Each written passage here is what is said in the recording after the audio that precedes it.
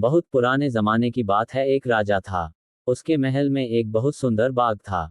बाग में तरह तरह के फूलों के पौधे और अनेक प्रकार के मीठे फलों के पेड़ थे। लेकिन इस बाग में सबसे आश्चर्यजनक चीज थी, एक सेब का पेड़ था जिसमें सोने के सेब लगते थे। राजा ने इस पेड़ की देखभाल का खास इंतजाम कर रखा था। जब इसके फल पकते थे तो चौकीदार रात दिन पेड़ का पहरा दिया करते थे ताकि कोई सोने का सेब चुरा कर न ले जाए। लेकिन एक दिन की बात है कि बाग के माली ने जब सोने के सेबों को गिना तो उसमें से एक सेब गायब था। उसने दौड़कर राजा को खबर दी। राजा फौरन बाग में पहुंचा। उसे ये देखकर बड़ा आश्चर्य हुआ कि देखभाल का इतना पक्का इंतजाम होने पर भी एक सेब किसी ने चुरा लिया। उसने ऐलान किया कि कोई सोने के सेब को चुराने वाले चोर का पता देगा, उसे इनाम दिया जाएगा। सबसे बड़े राजकुमार ने राजा से कहा कि रात में वह पहरा देगा और चोर को पकड़ने की कोशिश करेगा। राजा ने उसको इसकी इजाजत दे दी। बड़ा राजकुमार रात में पहरा देने लगा, लेकिन 2 घंटे बाद ही उसे नींद आ गई और वह सो गया। सुबह उठकर जब उसने सेबों को गिना तो वह देखकर चकित रह गया कि रात भर में एक और सेब गायब हो गया था। इसके बाद दूसरी रात को मंझले राजकुमार ने पहरा देने का काम संभाला, उसे भी नींद आ गई और तीसरा सेब चोरी हो गया। राजा बहुत चिंतित था। दरबारियों की भी समझ में नहीं आ रहा था कि क्या किया जाए। सब लोग उदास बैठे थे कि इतने में सबसे छोटा राजकुमार आया और उसने कहा कि आज की रात मैं पहरा दूंगा और चोर को पकड़ूंगा। राजा इस राजकुमार से खुश नहीं रहता था। वह उसे मूर्ख भी मानता था। उसने उसे डांटते हुए कहा, तुम क्या समझते हो, क्या तुम्हें इसमें सफलता मिलेगी? तुमसे बड़े और तुमसे ज्यादा समझदार दोनों राजकुमार इस काम में असफल हो चुके हैं। तुम जाओ अपना काम करो। लेकिन छोटा राजकुमार नहीं माना। उसने राजा से प्रार्थना की कि उसे एक मौका जरूर दिया जाए। अंत में राजा राजी हो गया। राजकुमार रात में पहरा देने लगा। उसने तय किया कि वह किसी भी हालत में नहीं सोएगा और चोर को जरूर पकड़ेगा। जब आधी रात हुई और 12 बजे का आखिरी घंटा बजा तो राजकुमार ने देखा कि एक सुंदर सोने की चिड़िया कहीं से उड़ती हुई आई और सेब के पेड़ पर बैठ गई। उसने देखते देखते सोने का एक सेब तोड़कर अपनी चोंच में पकड़ लिया। राजकुमार ने फौरन निशाना साध कर तीर चला दिया। लेकिन तीर चिड़िया को नहीं लगा और वह पंख फड़फड़ाकर उड़ गई। हाँ, इतना अवश्य हुआ कि उसका एक सुनहरा पंख टूटकर जमीन पर आ गिरा। दूसरे दिन सुबह राजकुमार ने राजा को सारी बात बता दी और वह सोने का पंख उनके सामने रख दिया।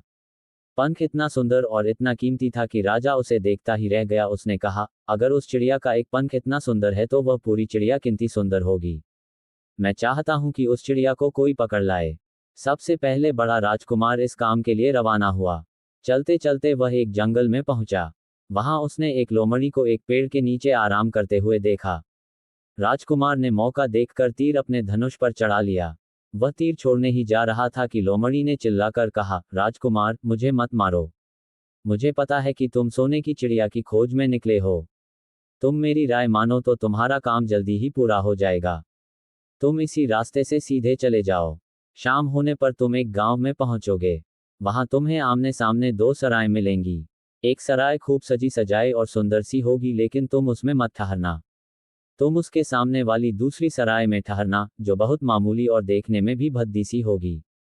ऐसा करने पर तुम्हारा काम आसानी से पूरा हो जाएगा। लोमड़ी का बात सुनकर राजकुमार को हंसी आ गई। उसने डांट कर कहा, भाग जा यहां से।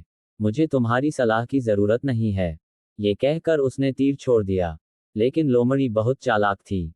वह बचकर निकल भागी। राजकुमार आगे चलता गया। शाम को जब वह एक गांव में पहुंचा तो उसने देखा कि वहां सड़क के किनारे सचमुच 2 सरायें थीं। उनमें से एक सराय खूब सजी सजाई थी और उसके अंदर से लोगों के नाचने गाने की आवाजें आ रही थीं।